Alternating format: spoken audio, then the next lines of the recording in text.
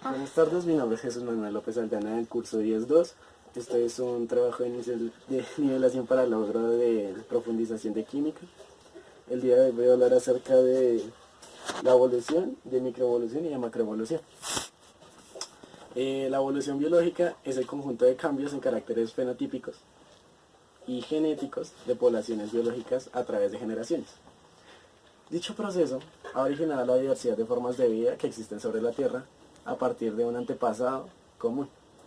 Los procesos evolutivos han producido la biodiversidad en cada nivel de la organización biológica, incluyendo los de especie, población, organismos individuales y molecular. Evolución molecular.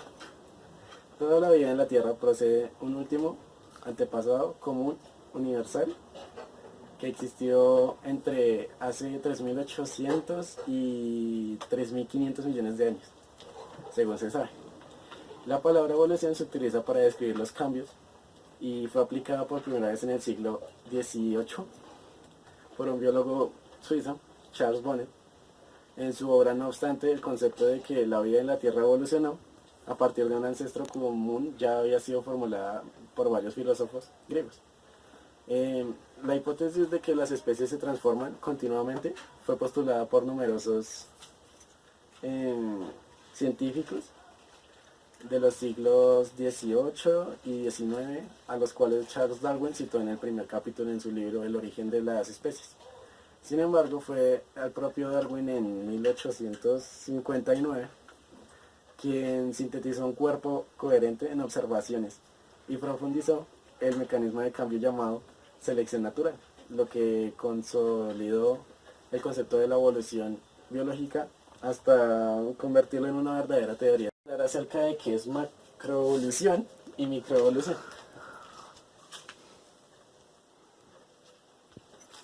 La microevolución es la ocurrencia de cambios a pequeña escala en las frecuencias alélicas de una población.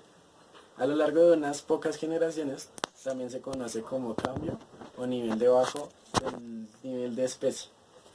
Estos cambios pueden deberse a varios procesos, como la mutación, la selección natural, el flujo genético, la deriva genética y bueno, la genética de poblaciones es la rama de la biología que proporciona la estructura matemática para el estudio de los procesos de la microevolución. La genética geológica se deriva a observar la microevolución en la naturaleza. Normalmente los ejemplos de evolución observables son ejemplos de microevolución, por ejemplo las cepas de bacterias con resistencia a antibióticos. La microevolución puede contrastarse con la macroevolución, que es la ocurrencia de cambios a mayor escala. En este punto, señalar que dentro de la teoría evolutiva más aceptada actualmente es el neodarwinismo. Hay dos posturas, el ultradarwinismo y el naturalismo. Para los ultradarwinistas, la macroevolución no es más que mucha microevolución.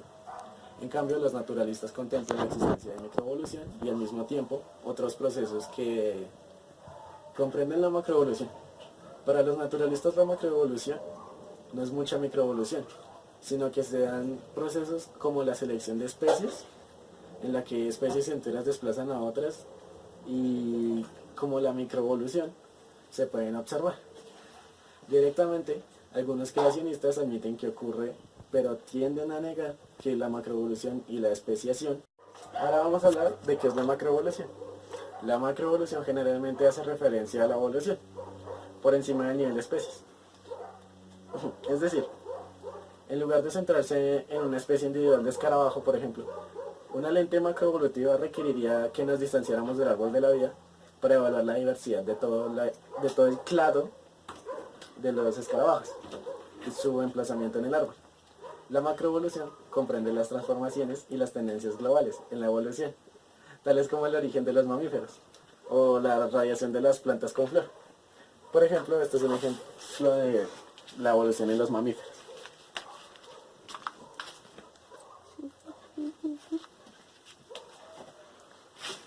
Y bueno, los patrones macroevolutivos son por lo general aquellos que vemos cuando miramos la historia de la vida a gran escala. No es necesariamente fácil ver la historia macroevolutiva y no hay informes de primera mano que ayuden a interpretarla. Pero en lugar de ello, reconstruimos la historia de la vida utilizando todas las pruebas disponibles. La geología es un ejemplo. Los fósiles y los organismos vivos la complementan.